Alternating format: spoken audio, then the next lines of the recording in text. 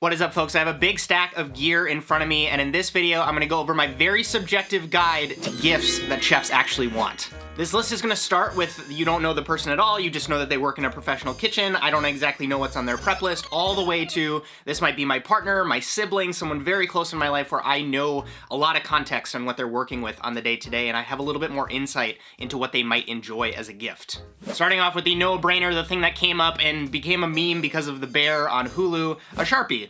Working with a dry Sharpie, whether you're on expo station, whether you're writing labels for your prep list, it's no fun. I've shared in previous videos, I like the industrial ones, call them the pro version. They say this is super permanent ink. I don't exactly know what that means, but I like the fact that the red text on the side of the marker makes it so that you know exactly which one is yours compared to just the standard one where someone could steal this and then just say, oh, well, that's my Sharpie, not yours. Buying one single marker seems kind of like a cop-out, but these come in packs of like 6, 12, 18, 24, 30 of them. I think it would be an awesome gift to take care of someone's whole year's worth of Sharpie supplies if you get them a box of these. Next up, tech reviewers do the kind of satisfying peel off of a screen. You come to this channel because we can unbox a brand new peeler. These are from Kuhn Rikon. I get the red ones just because red is my favorite color for gear, but these come in a bunch of different colors. If you're not exactly a color favorite type of person, these come in a 3-pack, which is really, really nice. I think it's a green one, a yellow one, and then kind of like a red or an orange one. And to have a new one of these in your bag that's not rusted or dull, and to be able to confidently peel through projects, these are actually great for making shaves if you're not familiar with like longer vegetables like daikon or carrot. These are also just so cheap and small and light, and they have just the perfect thickness of peel that comes off of whatever you're peeling, that even if you don't have prep lists on your list right now that involve peeling, having one of these just around is really, really helpful. All of us are hopefully wearing socks when we're in the kitchen, and where shoes are a little bit more contextual, you don't exactly know what somebody's size is, what fits their feet the best, socks tend to be a little bit easier to purchase for. And what I'm suggesting is to not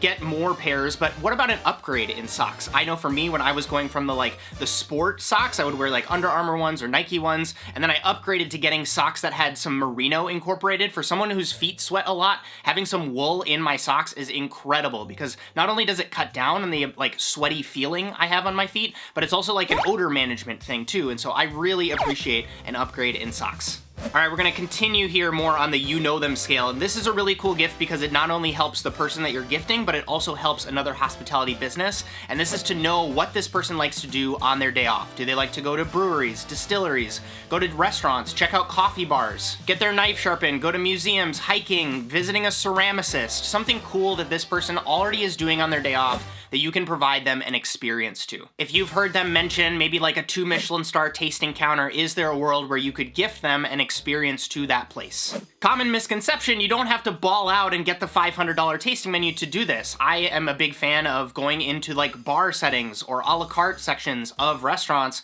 that exist. They're probably a little bit easier to book and they're way more affordable, and you can still get the experience of like the service, the cocktail menu, a lot of the ingredients and presentations that show up on the larger tasting menus, but you can do it for more affordable prices. So that's my fourth one. It's like the day off gift card / experience gift for someone in your life. Second to last, you really need to know this person well, is you need to have access to their prep list for this next suggestion. And this is to take a look at their list, see what the tasks that they're doing, and you can even have them talk it through with you just to kind of be like, hey, I'm curious what you're working on at work right now. And you just start to listen and you say, oh, you're shucking a lot of oysters. What if a Town Cutler oyster shucker, I covered this in the What's in My Knife Bag 2022 video, would serve you well on your prep list.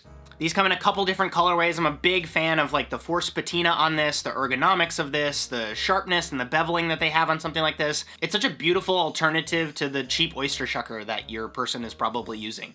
Another one that might be popular, and you might have seen me talk about my spoons, my love for spoons in previous videos, is to get them a more friendly quenelle spoon. If they happen to be doing rocher tasks, which is the kind of one-handed scoop, whether it's butter or beef tallow or sorbets or ice cream, this is what you don't want to look for. So this is the kind of rounded spoon shape. It's really hard to get a tip on a rocher from a spoon like this. If you're using a spoon that has more of a tip, this is a silver-plated spoon, and these are just the older vintage ones. For whatever reason, the designs that they would do back in like 50 years ago would gravitate more towards this spoon shape, and it makes for a much easier quenelling experience. And so if you happen to see that they're using a bunch of spoons that look like this and you can give them a spoon upgrade like this, you can find a couple on Amazon sometimes, but the real best place to find these, if you're not romantic about what line of spoon you're going for, is to just go thrifting. Go to a vintage store where they happen to have like the cabinet or the drawer you can pull open and it's just a bunch of random silverware. That's the best place, and again, that's supporting a local business in your area.